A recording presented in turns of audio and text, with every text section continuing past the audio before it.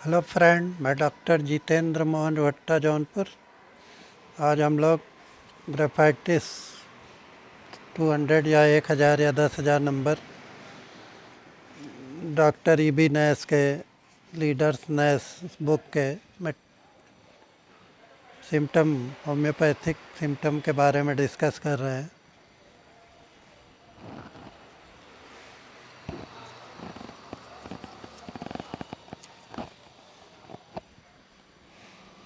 तीन वर्ष का एक शिशु एक्जिमा से ग्रस्त था। एलोपैथिक चिकित्सकों ने मलहमों का प्रयोग करके ऊपर से उसका एक्जिमा ठीक कर दिया, लेकिन ठीक होने के बाद ही उसे एक प्रकार की और भयंकर बीमारी छोटी बड़ी आंतों का प्रदाह हो गया। इस रोग में एलोपैथिक दवाओं ने कोई असर नहीं दिखाया और डॉक्टरों ने बालक को आंतों का क्षय रोग बताकर कह दिया कि यह ठीक नहीं हो सकता। अंत में उसके माँ बाप ने यह समझकर मुझे बुला लिया, यह मेरी दवा से लाभ नहीं हुआ तो नुकसान भी नहीं होगा। मैंने बालक के शारीरिक परीक्षा की और पाया कि वह बहुत दुबला हो और कमज़ोर हो गया है। उसे भूख भी बिल्कुल नहीं लगती तथा वह बेचैन रहता है। अपच पदार्थ मिला बदबूदार भूरे रंग का पतला पखाना भी उसे होता था।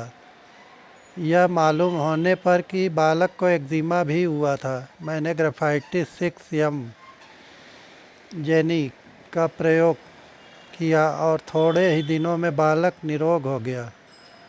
इस प्रकार के 10 सोराइनम 1000 या 10,000 नंबर में भी आते हैं, परंतु शरीर पर उभरने वाले दानों के स्वरूप में सोराइन और सोराइनम में बहुत अंतर पाया जाता है। चूँकि बालक के शरीर पर उभरे दाने ग्रेफाइटिस से मिलते जुलते थे, मैंने सोराइनम न देकर ग्रेफाइटिस का प्रयोग किया था। बहुत दिनों के पुराने रोगों में दाने मौजूद न रहने पर शरीर के अंदर मौजूद तरल पदार्थों के क्षय के लक्षण को आधार मानकर मैं रोगी को चाइना की खुराक देता, क्योंकि चाइना में भी रोगी को बहुधा भूरे रंग का पखाना होता है और उसमें बहुत बदबू रहती। इसलिए मैं इस बात पर बहुत बल देता हूँ कि सोरा दोष के विकार के साथ अन्य विकारों और समस्त लक्षणों को दृष्टि में रखकर ही औषधि का चुनाव करना चाहिए। ऐसे रोगियों को जिनके लिए ग्रेफाइटिस उपयुक्त औषधि होती, पलकों की बीमारी भी रह सकती है। इस बीमारी में कान के पीछे, सिर पर और तथा अन्य स्थानों में एक्जिमा की तरह के दाने उभर सकते हैं। टिप्पणी: पलकों पर एक्जिमा लेसदार दाने निकलना, पलकों के किनारे फट जाते हैं और दरारों से ढक जाते हैं।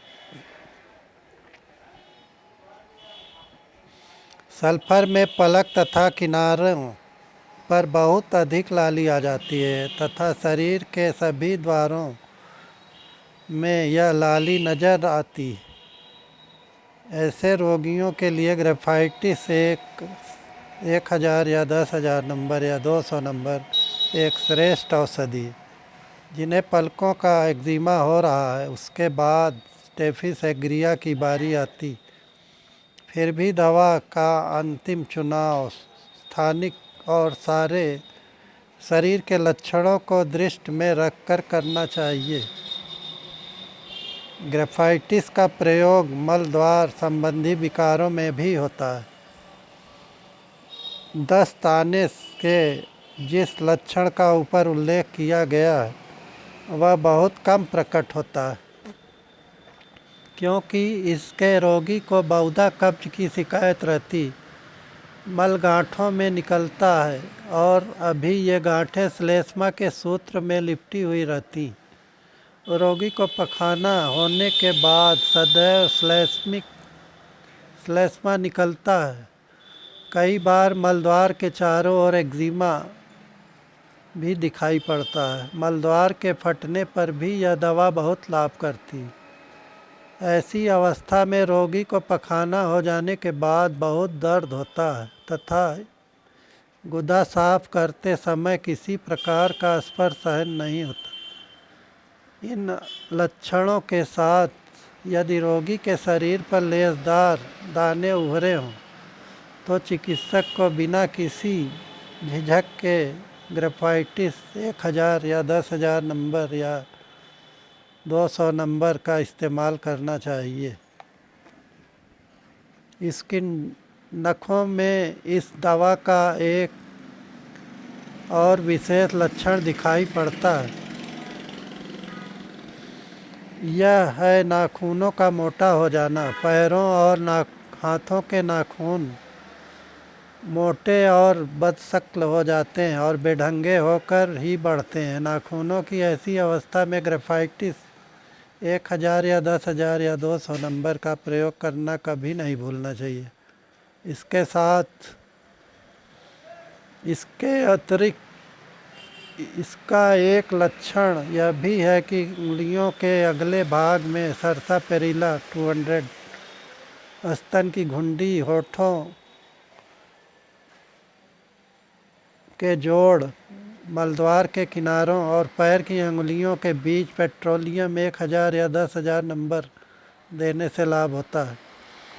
पैसोराइनम 1000 या 10,000 नंबर, मिजीरियम 30 या 200 या 1000 नंबर, आर्सेनिक अल्बा 200 देने से बहुत अच्छा लाभ हो जाता है। ददोरे या फटे घाव बन जाते हैं। हर्पीज दोष से पीड़ित उन व्यक्तियों के लिए जो बसाबुर्द से ग्रस्त हो जाते हैं, ग्रेफाइटिस 1000 या 10,000 नंबर एक बहुत श्रेष्ठ औषधि। इस दवा के असर से पुराने और कड़े जख्म का चिन्ह, विशेषकर स्तन का व्रण, शोथ के बाद बन जाने वाला जख्म तरल होकर साफ हो जाता है। स्तन में पड़ जाने वाली गांठ भी